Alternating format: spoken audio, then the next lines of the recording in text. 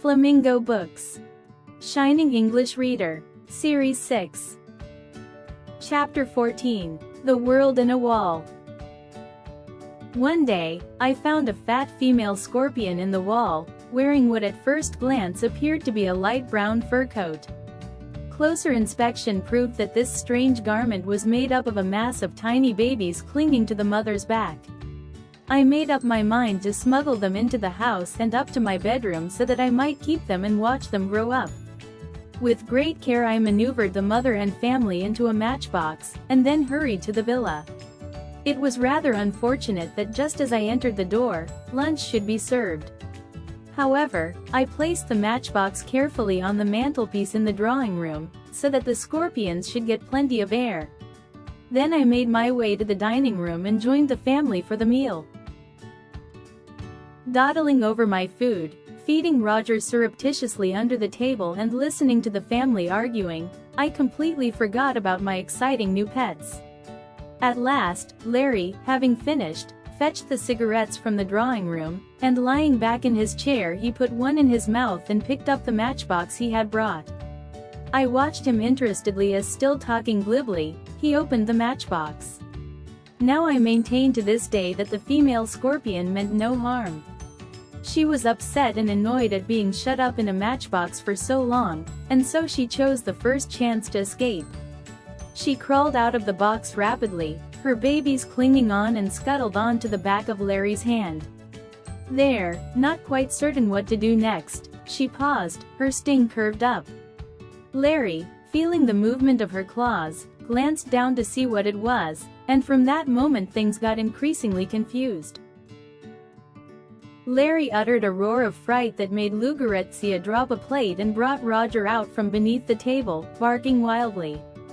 With a flick of his hand Larry sent the scorpion flying down the table, and she landed midway between Margot and Leslie, scattering her babies like confetti as she thumped on the cloth. Angry at this treatment, the creature sped towards Leslie, her sting quivering. Leslie leapt to his feet, overturning the chair, and flicked out with his napkin. This sent the scorpion rolling across the cloth towards Margot, who let out a scream that any railway engine would have been proud to produce. Mother, completely bewildered by this sudden chaos, put on her glasses and peered down the table, and at that moment Margot, in an attempt to stop the scorpion's advance, hurled a glass of water at it. The shower missed the animal completely, but drenched Mother, who, not being able to stand cold water, lost her breath and sat gasping, unable even to protest. The scorpion had now gone to ground under Leslie's plate, while her babies moved wildly all over the table. Roger ran round and round the room, barking hysterically. "It's that boy again," bellowed Larry. "Look out! Look out! They're coming!" screamed Margot. "All we need is a book," roared Leslie. "Don't panic, hit him with a book." "What on earth's the matter with you all?" Mother kept asking, mopping her glasses. "It's that boy. He'll kill the lot of us. Look at the table, knee-deep in scorpions. Quick, quick, do something. Look out, look out. Stop screeching and get a book, for God's sake. You're worse than the dog." "Shut up, Roger. By the grace of God, I wasn't bitten. Look out, there's another one. Quick, quick. Oh, shut up and get me a book or something. Look out, it's coming towards me. Quick, quick, do something. Hit it with your knife. Your knife. Go on, hit it." Since no one had bothered to explain things to him, Roger was under the mistaken impression that the family were being attacked, and that it was his duty to defend them.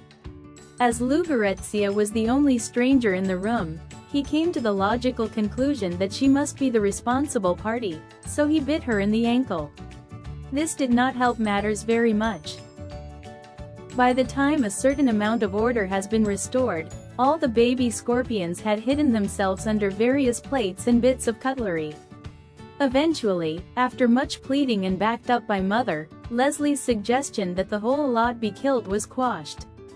While the family, still simmering with rage and fright, retired to the drawing room, I spent half an hour rounding up the babies, picking them up in a teaspoon, and returning them to their mother's back.